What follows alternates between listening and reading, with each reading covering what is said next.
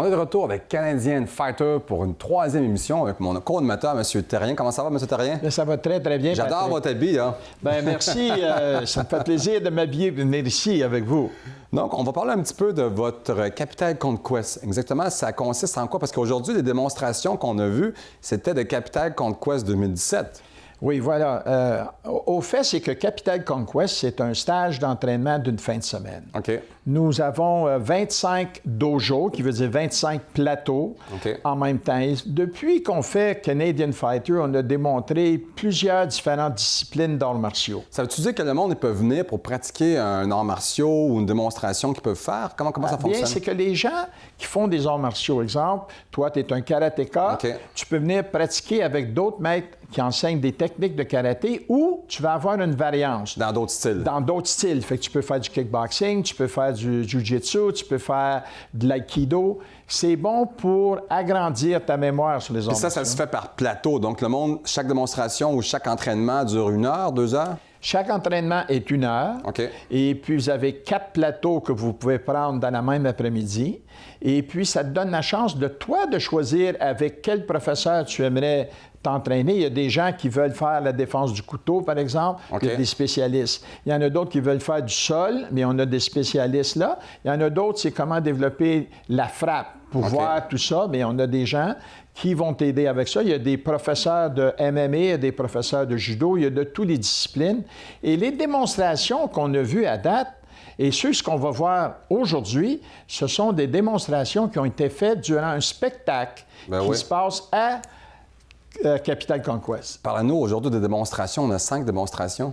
Bien, écoute, on a 5 démonstrations. La première démonstration va être un style canadien. Ensuite, on va avoir des styles japonais, le style chinois, puis on va finir avec du cassage.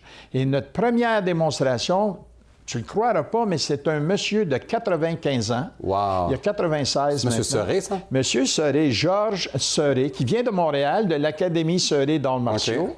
Il est arrivé au Canada en 1959. Il avait fait du judo en France, à Paris, et maintenant, il est avec nous.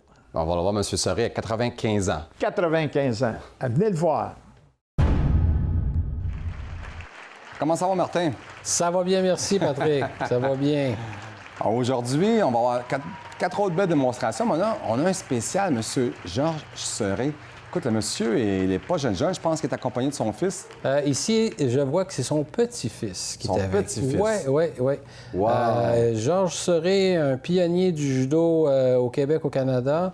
Là, ils ont leur propre école de Nintai Jiu-Jitsu, si ma mémoire est bonne. Et là, on le voit, il a 96 ans. Là. Regardez. C'est incroyable.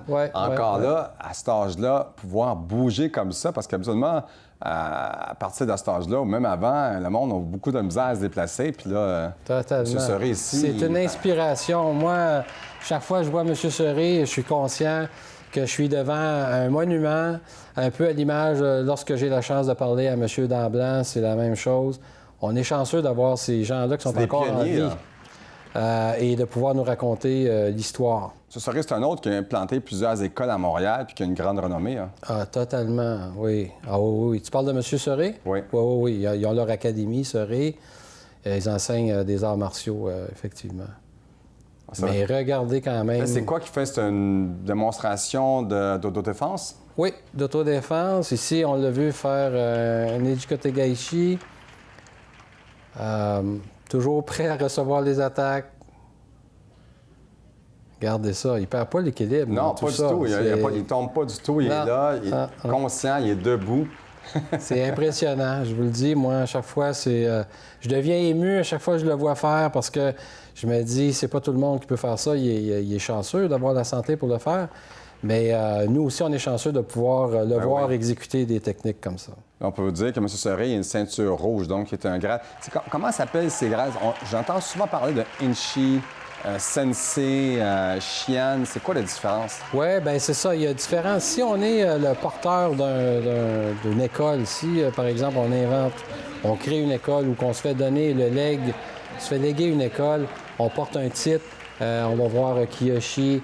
Lorsqu'on atteint un certain un certain niveau de maîtrise. On a Renchi. On a toujours différents titres qui nous sont donnés. Okay. C'est parce qu'à ce moment-là, on est... Au lieu de nous donner un grade, on nous donne un Là, on titre. va assister à une autre démonstration aussi. Hein. Oui, effectivement. C'est assez original comme introduction ici. Là. On a des... Oh, ça, c'est comme des épées. Comment on appelle ça? C'est des sabres? Non, ça semble être les beaux ici. Oui, ce sont les beaux. Oui. C'est vraiment coordonné aussi. Hein. Totalement.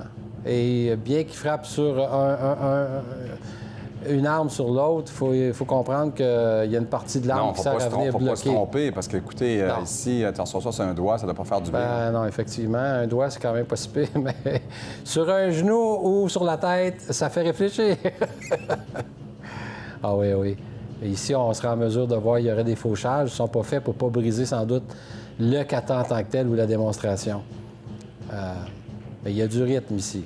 Non, mais vraiment une coordination, parce que pour coordonner des mouvements comme ça, il faut vraiment pratiquer beaucoup d'avance. Ah oui, oui, oui. Il y a eu de la pratique. Puis en même temps, il y a une note humoristique à la démonstration en tant que telle.